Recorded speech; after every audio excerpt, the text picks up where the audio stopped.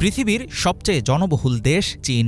৭ম শতাব্দীতে দেশটিতে ইসলামের আগমন ঘটে বিখ্যাত সিল্ক রোড হয়ে আরব বণিকদের হাত ধরে।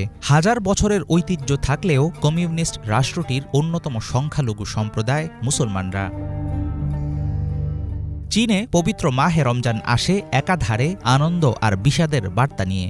গত কয়েক বছর ধরে দেশটির কিছু স্থানে সিয়াম পালনে সীমিত বাধা থাকলেও বর্তমানে আরও কঠিন হয়েছে নিষেধাজ্ঞা। রোজা পালন বন্ধ করার জন্য রাখা হয়েছে সরকারি নজরদারির ব্যবস্থা।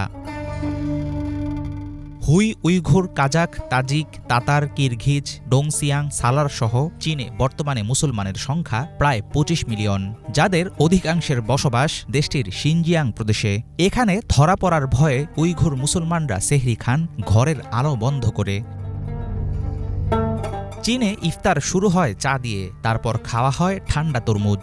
মাগরিব নামাজ শেষ হলে ভারী পদ হিসাবে খাওয়া হয় ভাত, সাথে দেয়া হয় হরেক রকম সবজি ও খাসির মাংস। রমজানে মসজিদগুলোতে আয়োজন করা হয় গণ ইফতার। বহুজাতিক বৈশিষ্ট্যের কারণে চীনের প্রদেশভেদে রয়েছে মুসলিম রন্ধন প্রণালীর নিজস্ব রূপ।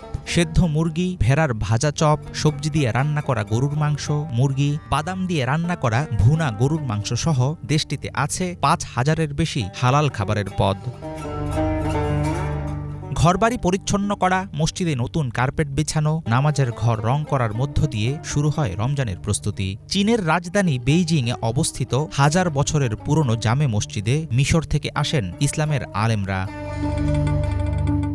গ্রেট ওয়ালের দেশ চীন জুড়ে আছে মুসলমানদের উপস্থিতি। বর্তমানে চীনের মসজিদের সংখ্যা ছাড়িয়েছে ৩০,০০০-এর কোটা। কেন্দ্রীয় সরকারের পক্ষ থেকে কঠোরতা না থাকলেও শিনজিয়াংয়ে উইঘুর মুসলমানদের উপর চলছে নানামুখী অত্যাচার।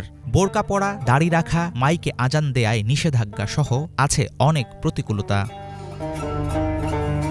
কমিউনিস্ট রাষ্ট্রটির ধর্মীয় বৈরিতা সত্ত্বেও কমেনি চীনা মুসলমানদের ধর্মের প্রতি আন্তরিকতা।